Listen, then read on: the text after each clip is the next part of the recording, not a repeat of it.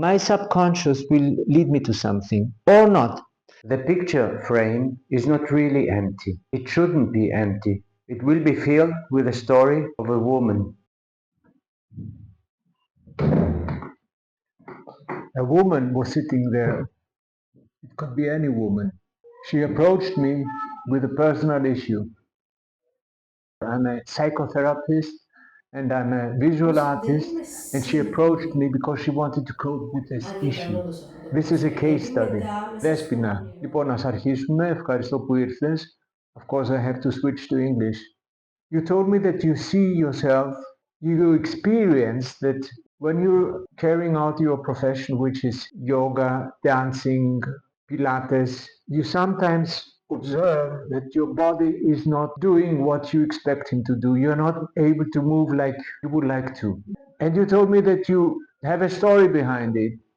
And I'm going to analyze it together with you in a kind of a teamwork. I'm going to start with a very simple example, which is related to a phenomenon which is called identification with the aggressor. So this is a phenomenon which is one of the psychological mechanisms humans use to cope with difficulty. Somebody is attacking someone else, and the attacked one is adopting the behavior of the attacker.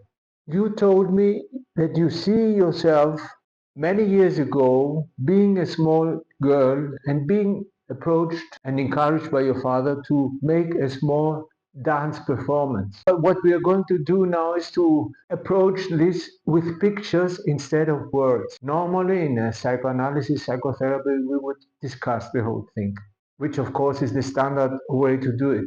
Being a psychotherapist and an artist and being very interested in drawing and painting and everything which has to do with this creative part of me, my method is to work less with words, more with pictures. So I'm going to start drawing. You tell me that you see your father encouraging you to make a dance performance. You start doing it. There are also other relatives around. And in the process, you get angry, emotional. You have many negative emotional facts. Taking into account your story, is I start doing two portraits.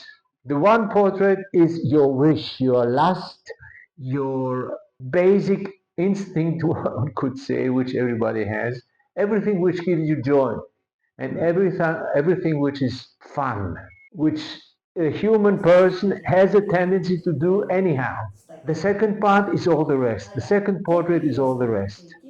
I don't want to get into details because I'm not able to control all these more complicated facts. So we have the one person who has a tendency, which is a part of you, of course, who has a tendency only to move there, to move into lust, into fun, into joy, and all the rest, which we, of course, meet every day. So I paint two portraits. Second thing I paint is based on your story, on your short story, is the dance. When I'm starting to draw, what I'm immediately doing is I'm jumping into you and into your, let's say, activity at that point. I'm I'm identifying with you, and I'm able to produce also free associations, which are not free associations with words, but free associations with form, with all the aesthetic values which a drawn picture has, which are form, color, expression, composition, the context, the aesthetic, of course, experience one has when it sees something which might be called beautiful, or the opposite of it, which is ugly.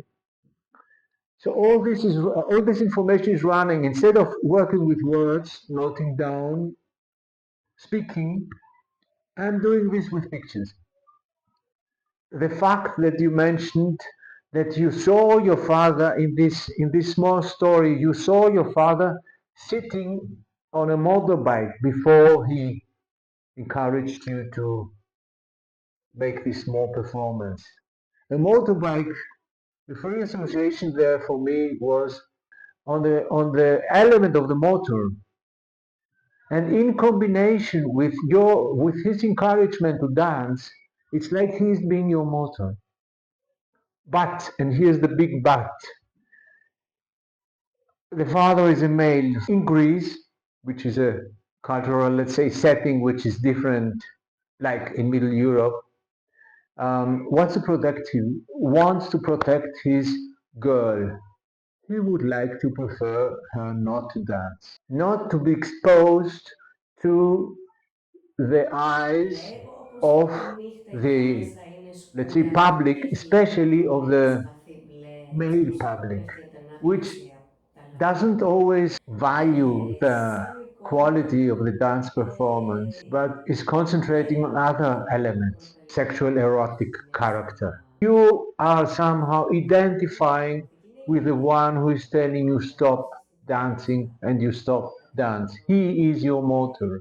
Possibly he's doing this only to protect you because he doesn't want you exposed to the eyes of the public who sees you as a piece of meat.